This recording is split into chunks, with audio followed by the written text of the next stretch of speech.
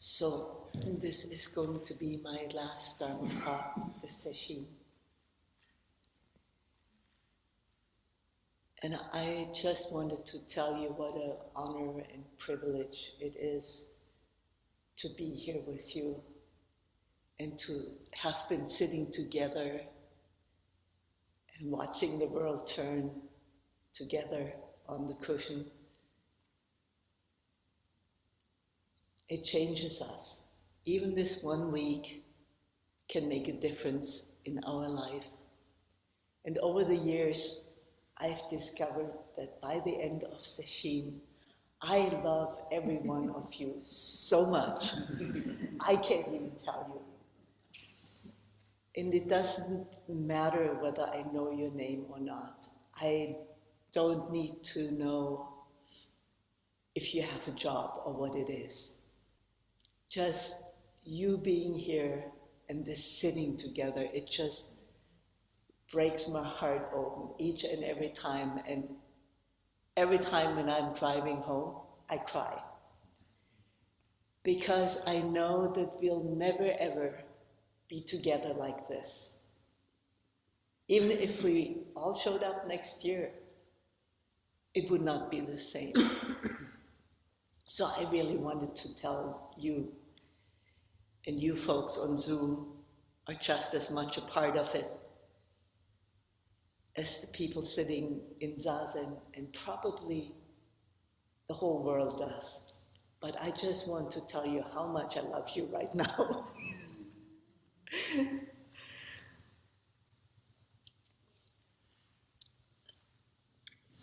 So today,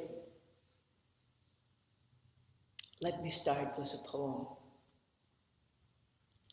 You probably all know it, have chanted it before, spent time with it. It is Peaceful Life by Katagiri Roshi. Being told that it is impossible, one believes in despair. Is that so? Being told that it is possible, one believes in excitement. That's right. But whichever is chosen, it does not fit one's heart neatly. Being asked what is unfitting, I don't know what it is. But my heart knows somehow. I feel irresistible desire to know what a mystery human is. As to this mystery, clarifying, knowing how to live, knowing how to walk with people, demonstrating and teaching, this is the Buddha. From my human eyes, I feel it's really impossible to become Buddha. But this I, regarding what a Buddha does, vows to practice, to aspire, to be resolute, and tells myself, yes, I will.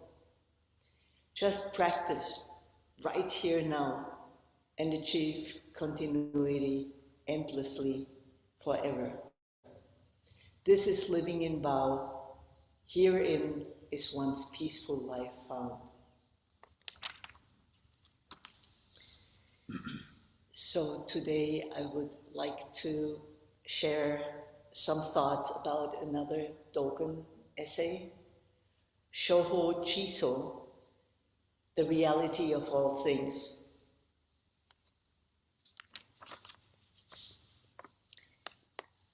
And this is the opening. Actualizing Buddha ancestors, is reality thoroughly experienced? Reality is all things. All things are reality thusness, original nature thusness, body thusness, mind thusness, world thusness, cloud and rain thusness, walking, standing, sitting and lying down thusness, sadness, joy, motion and stillness thusness, staff and whisk thusness, taking up the flower and smiling thusness, inheriting Dharma and giving predictions thusness, studying and endeavor of the way thusness, pine purity, and bamboo joint thusness. A little later he writes, reality, studying reality, is called the Buddha ancestor receiving transmission of Dharma from the Buddha ancestors. And this is all things, confirming the enlightenment of all things. And later still, living and dying, coming and going, is the real human body. The whole universe is the 10 directions. In the 10 directions is the real human body.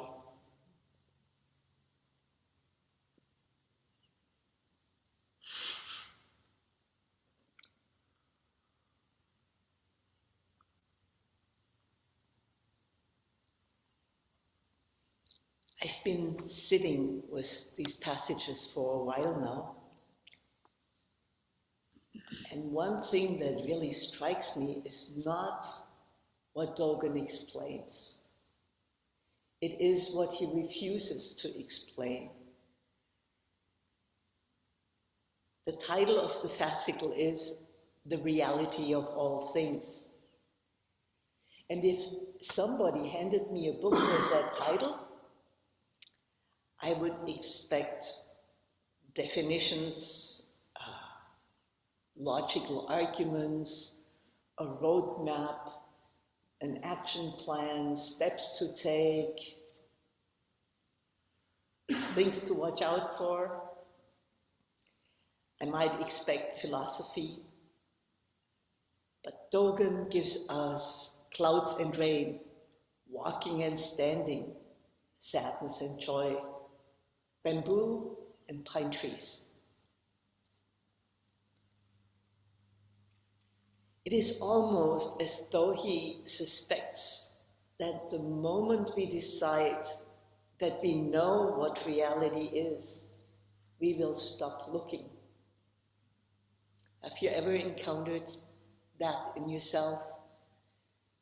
You've got it figured out, so it gets put away and you don't touch it again. So that's what Dogen is pointing at. So instead of giving us certainty, he gives us living questions. These things do not illustrate reality, but these things are where he wants us to look. He wants us to pay attention to our sadness and joy.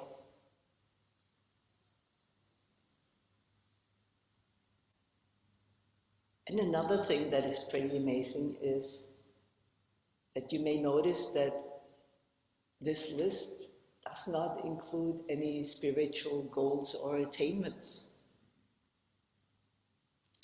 Other than that, he gives us everything: joy and sadness, stillness and motion. Not just enlightenment, but the very, very ordinary activities of normal daily life.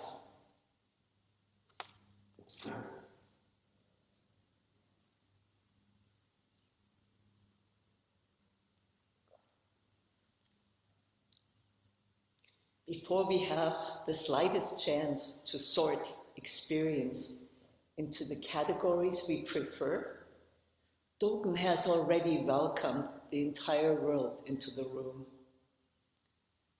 There is something deeply reassuring about that and something very challenging.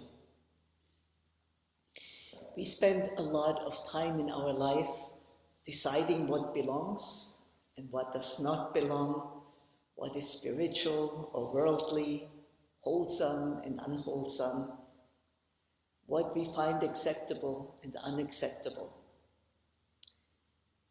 Dogen seems to be far less interested in the sorting process and way more in seeing and observing and participating.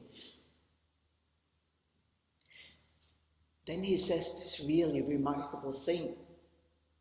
Reality studying reality is called a Buddha ancestor receiving transmission of Dharma from a Buddha ancestor. I'll say that again. Reality studying reality is called a Buddha ancestor receiving transmission of Dharma from a Buddha ancestor. Each time I read this, it becomes a little stranger.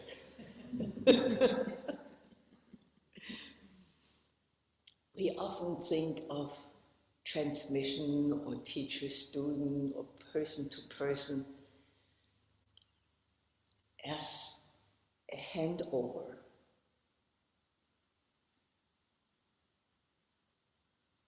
A teacher supposedly possesses wisdom and gives it to the student. And the student receives it. But Dogen does not describe transmission that way. Reality studies reality. A Buddha confirms a Buddha. Buddhas confirming each other.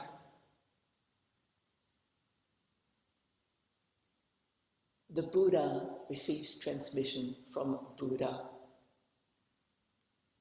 It is not a transfer of information or some quality. It is participation. It is not ownership, but recognition. Then Dogen says, this is all things, confirming the enlightenment of all things. Let's slow down a little. What does that mean? All things, confirming the enlightenment of all things. Not Buddhas confirming Buddhas. All things confirming all things. The wind confirms the wind. Rain confirms rain. Rivers confirm mountains. Waves confirm water. Ancestors confirm descendants. Descendants confirm ancestors. The world, the very world itself, participates in this awakening, not as a backdrop or a collection of objects surrounding us. The world itself participates.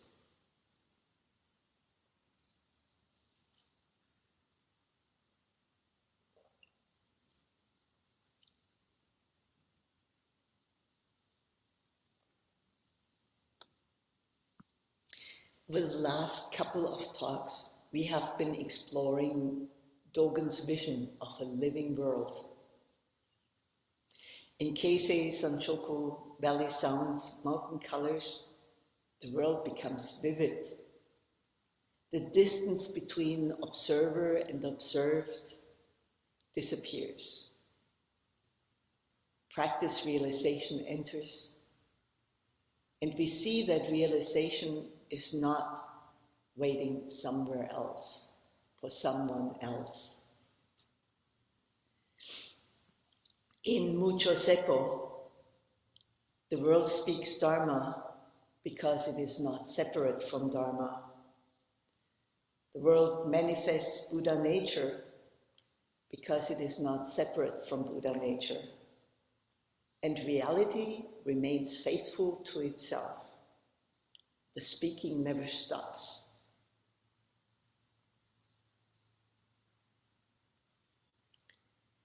Mountains and rivers preach the Dharma, and so do trees and grasses. Clouds and rain and wind speak Dharma, and the chair or cushion you sit on is an expression of Dharma. Here in Shoho Chiso, Dogen seems to take yet another step. The world is not merely speaking the Dharma, it is participating in awakening itself.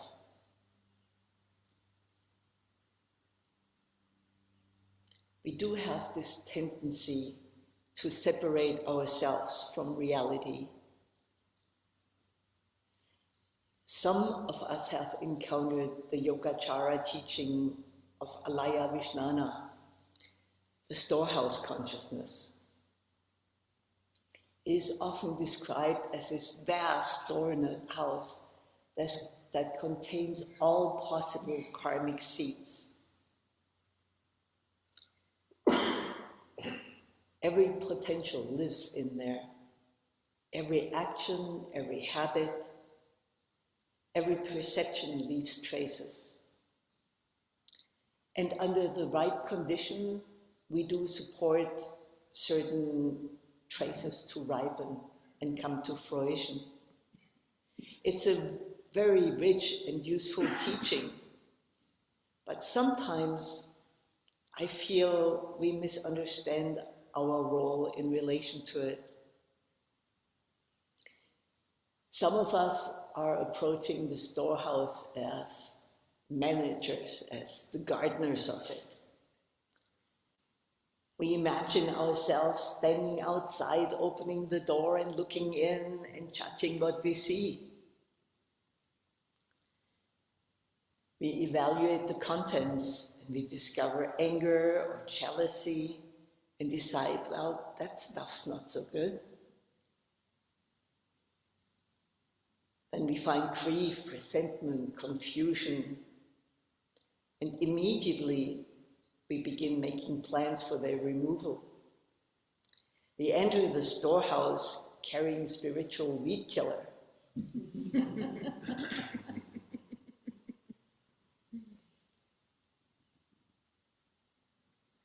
What strikes me now is how different this is from the movement of Dogen's fascicle. He keeps widening the circle. Joy and sadness, joy thusness, sadness thusness, motion thusness, stillness thusness. Again and again, Dogen refuses to stand outside of experience and sort it into piles. Instead, he invites us to become intimate with it. We need to see and understand the contents of the storehouse. We need to become intimate with all the hidden and dark corners of it. Yes, we do our best to nurture some of those seeds, but we can't go in with weed killer to manicure our field of practice. After all, who is it that stands outside the storehouse making judgments about what belongs and what does not belong? Dogen keeps undermining that position. Reality studies reality. All things confirm the enlightenment of all things. We are not outside the process looking in. We are among all the things. Nothing lies outside of our practice. Grief and joy and compassion alike belong. This does not mean that every seed should be watered equally. It does not mean ethics disappear. It does mean that nothing is transformed by being rejected. When we are intimate with something, it is revealed what it truly is, which is something rejection cannot do. And the longer I practice, the less interested I become in deciding what should and should not be present. And the more interested I become in meeting what is present with curiosity. Understanding and care will do a much better job than weed killer. Don't stand outside the field. Don't manage it. Belong to it.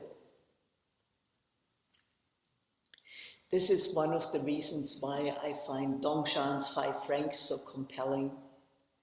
At first, the 5 ranks seem to appear as a movement towards emptiness, the absolute, a more pure perspective.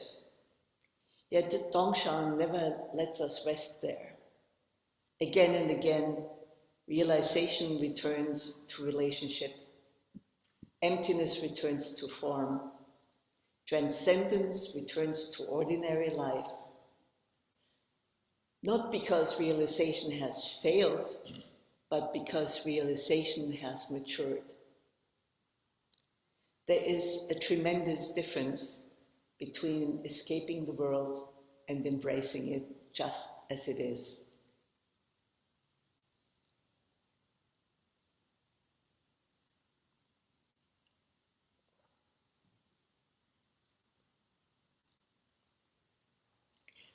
But let's get back to the essay I have strayed. Dogen makes a turn that I find extraordinarily beautiful. He writes, "Living and dying, coming and going, is the real human body." I don't know about you, but I usually think of the human body as ending somewhere around my skin. That seems to be obvious. This is my body, that's not my body. But Dogen immediately undermines that certainty. Living and dying, coming and going, is the real human body. Not something happening to the body, my body, but the real human body itself. And then he goes even further. The whole universe, in the 10 directions, is the real human body. What can we do with that? What do we do with that statement?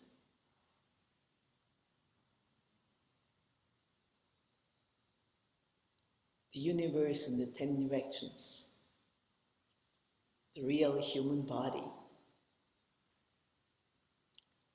It's a great field of contemplation. Where does my body stop? If I eat something, is that now part of my body? How about the air we breathe?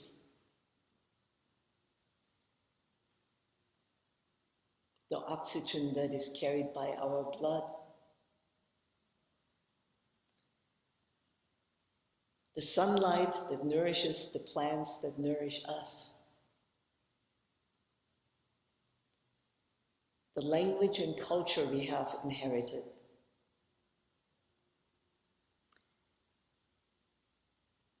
The ancestors who came before us? The people who built this building? The Sangha that supports our practice? The longer I look and the more closely I look, the harder it becomes to locate a clean dividing line. There are moments during sesshin when the sitting settles down and becomes steady and nothing special is happening, no visions, no mystical experiences, no cosmic revelations. And yet, sometimes a quiet, companionable feeling appears that I find very difficult to describe. I have the feeling of not being alone. Not because I'm sitting in a room with people or someone has appeared. Not because anything has been added to the moment. If anything, something has fallen away. The usual feeling of being a separate individual, carrying practice all by myself, becomes less convincing. They're simply sitting, breathing, hearing, and the presence of something. And with that comes a great feeling of belonging. I never think of it as a mystical experience. It seems to be quite ordinary. But I sometimes do wonder whether it has something to do with what Dogen is pointing toward here. If the whole universe in the 10 directions is the real human body, perhaps what softens in those moments is not reality, but my conviction that I stand apart from it. The feeling is not one of merging with the universe. It is more like remembering that I was never separate from it to begin with. And perhaps this is where the ancestors appear, not as ghosts, not as mystical presences, but as participants in the same reality, studying itself. Sometimes in Teshin, I become aware of what feels like a Mahasanga, extending backward and forward through time. Not because I can see someone, not because I can hear someone, simply because practice no longer feels like a private, isolated possession. Dogen is here, Dongshan is here, and so is Shakyamuni Buddha. Norman is here. The practitioners whose names have been forgotten are here. The practitioners who have not yet been born are here, all participating in the same reality, studying reality. All things confirming the enlightenment of all things. Awakening as a personal achievement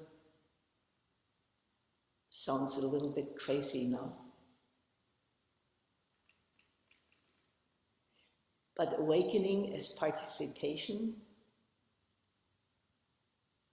as world-thusness, in me-thusness, we are not outside the process, observing it. We are among the all things. We belong to this list. Cloud and rain thusness, walking and standing thusness, you and me thusness. And perhaps this is the reason why Dogen never really defines reality, because any definition would be too small. Instead, he keeps pointing to clouds and rain, sadness and joy, birth and death, the whole universe in the 10 directions. Not so we can understand them, but so we might notice them. We don't need to arrive at a conclusion, but something might reveal itself anyway. And maybe that is enough for today, to notice the world offering itself, to notice the world speaking, to notice the world simply being, to notice all things confirming the enlightenment of all things, and to notice especially that we ourselves have never been left out. Living and dying, coming and going, is the real human body. And after all the searching, all the striving, and all the attempts to separate the spiritual from the ordinary, the pure from the impure, enlightenment from birth and death, we discovered that nothing has ever been outside the Dharma. There is nowhere else to go, nothing left to exclude, and we return to the marketplace with gift-bestowing hands.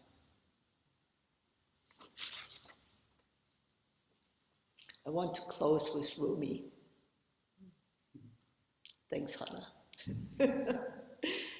Come, come, whoever you are, wanderer, worshipper, lover of leaving.